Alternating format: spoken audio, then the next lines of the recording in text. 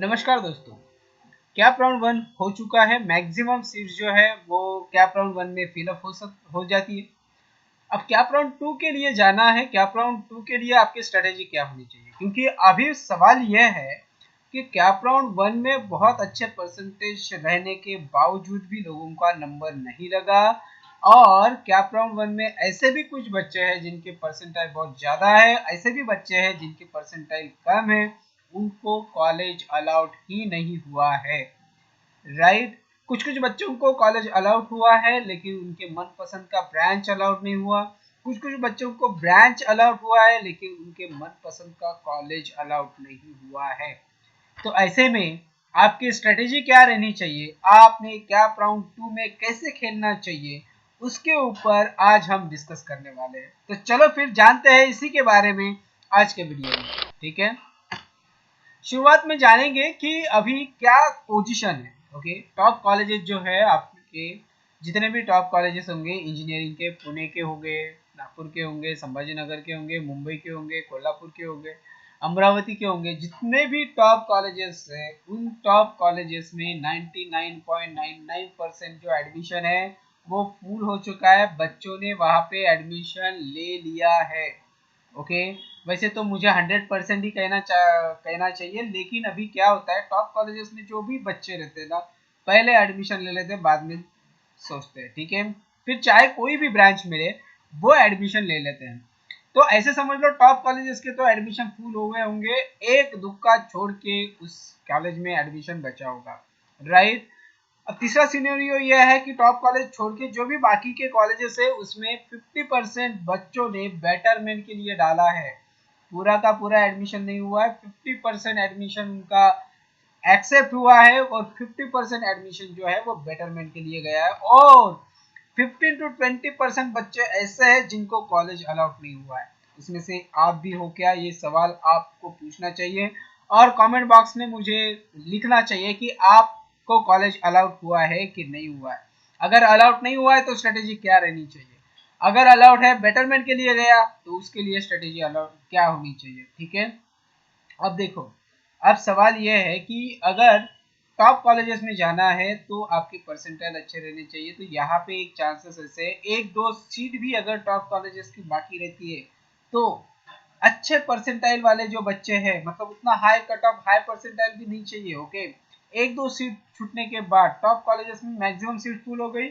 अगर समझ लो by chance एक दो सीट भी छूट जाती है टॉप कॉलेजेस की, तो उसमें अच्छे परसेंटेज वाले बच्चे बहुत कम है जिनको अलाउड नहीं हुआ, उनका नंबर लगने की चांसेस बहुत ज़्यादा है। तो स्ट्रेटेजी आपको उसी तरीके से बनानी है।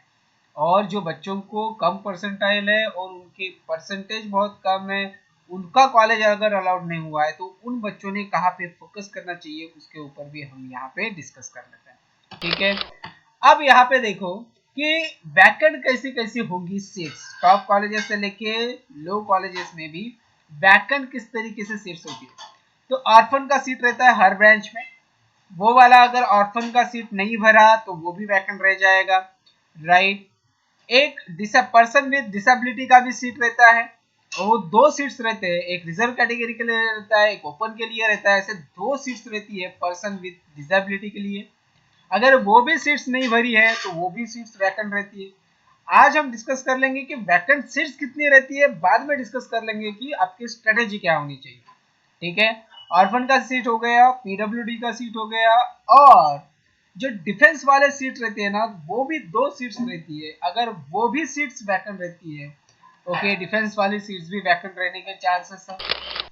ठीक है, फीमेल का सीट्स भी वैकेंट रहने का चांसेस है, लेकिन इस साल फीमेल का सीट्स वैकेंट रहने के चांसेस बहुत कम है, क्योंकि गवर्नमेंट ने जो जीआर निकाला है कि फीमेल कोई भी कैटेगरी की रहे उसके लिए फ्री एजुकेशन होगा। तो इसके चलते मैक्सिमम महिलाओं ने इंजीनियरिंग में एडमिशन लिया है।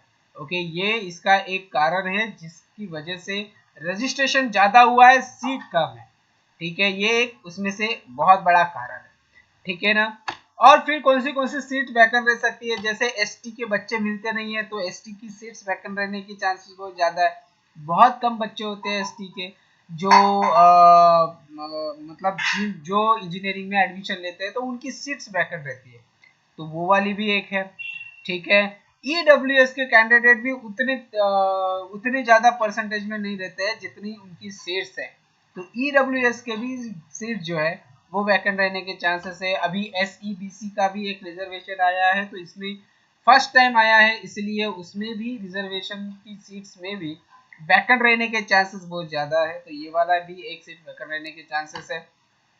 ओके, और ब्रांच चेंज अगर करके कोई जा रहा है, अगर बाय चांस अगर टॉप कॉलेजेस में लेके बॉटम कॉलेजेस में अगर किसी का ब्रांच चेंज होता है, एक दुख के बच्चे का भी ब्रांच अगर चेंज होता है, तो उस ब्रांच की वैकेंसी क्रिएट हो जाती है, और उस ब्रांच की वैकेंसी क्रिएट होने के जैसे ही वैकेंसी क्रिएट हो गई, तो जो टॉप परसेंटाइल के बच्चे हैं तो उनको वो ब्रांच लगने के चांसेस बहुत ज़्यादा है, तो इसलिए बच्चों ने थोड़ा सा ध्यान पूर्वक ऑप्शन फॉर्म भरना चाहिए। जो बच्चे अच्छे परसेंटाइल रहने के बावजूद भी जिनका बैंड नहीं लगा, तो उनके लिए ये वाला एक सुनहरा मौका है।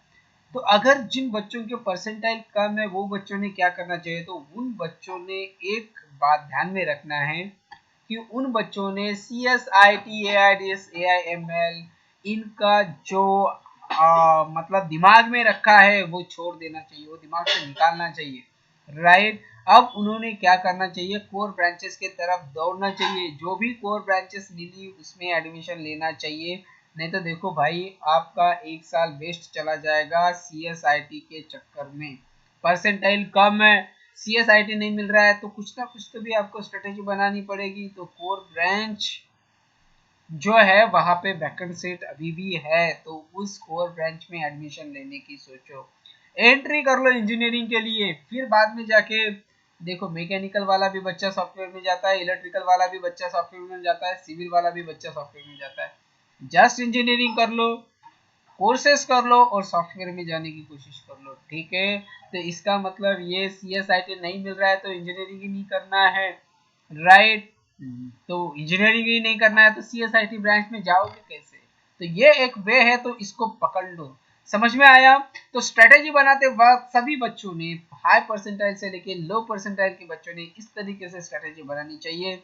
अगर आपको कोई कॉलेज लिस्ट में प्रॉब्लम जाता है तो कॉलेज लिस्ट मैं प्रोवाइड कर दूंगा, नीचे में मेरा नंबर दे रहा, उसमें व्हाट्सअप कर दीजिएगा। व्हाट्सअप जैसे ही करोगे, सर मुझे कॉलेज लिस्ट चाहिए, तो मैं आपको उसी व्हाट्सएप पे कॉलेज लिस्ट भेज दूंगा। ठीक है, आज के लिए बस इतना ही, मिलते हैं नेक्स्ट लेक्चर में, नेक्स्ट वीडियो में, तब तक के लिए नमस्कार।